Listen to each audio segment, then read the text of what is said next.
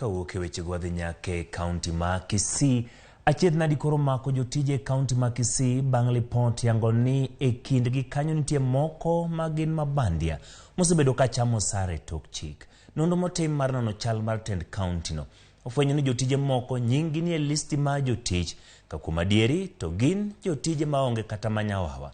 Jotije makamago moganda otiso ni nyawawa kwan gi romo 1,314. Jafwambo marwa Crispin Otieno miyowa ler mawachno.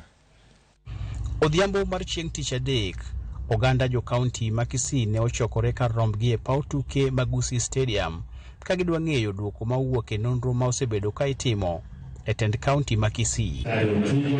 Ripodno manyo opedhi e nyim jopiny kendo e nyim jotelo moriwo koda ka gavana ma Kisii Simba Arati ofwenyo maling'ling' e wi kaka tend kaunti no osebedo ka wito omenda mathoth kokalo e ndiko jotije mabandia ma jopiny thoro luongo ni jotije manyawawa. Ripodno yango ni jotije manyawawa kwan gi romo 1,314. Ji 100 kuom jotije 147 gin mago mayande otiyo gi oboke mabandia mar riambo ni gin ji mani kod ng'ol. Omenda makwanne romo $48.7 bende oyangore ni nochul e yor ariedha kaka mbalang' e kind dwe mar 6 nyaka dwe mar 10 higa mokalo. There is fraud of overpayment whereby 32 employees with variance of their job grades in appointment letters versus payslip.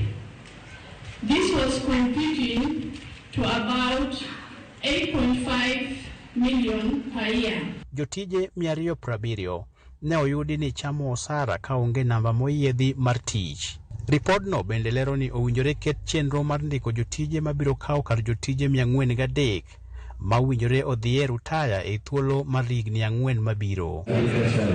Pek ma jotije kalie kod midhiero ma jotich kaloe miyo moko kuomgi manyo yore mar yudo tije mamoko. The county has sponsored employees for further studies, and the minute they finish their studies, they leave for greener pastures. Gavana ma Kisii Simba Arati nono e wi duoko mar nonro no, ka osingo neno ni okawo okang' mar chik ne jogo mane ochwalo mibadhi e kaunti no. Arati wacho ni oikore mar duoko kaunti ma Kisii e lai mowinjore kendo luoko oko achudhe manyodho mwandu jopiny.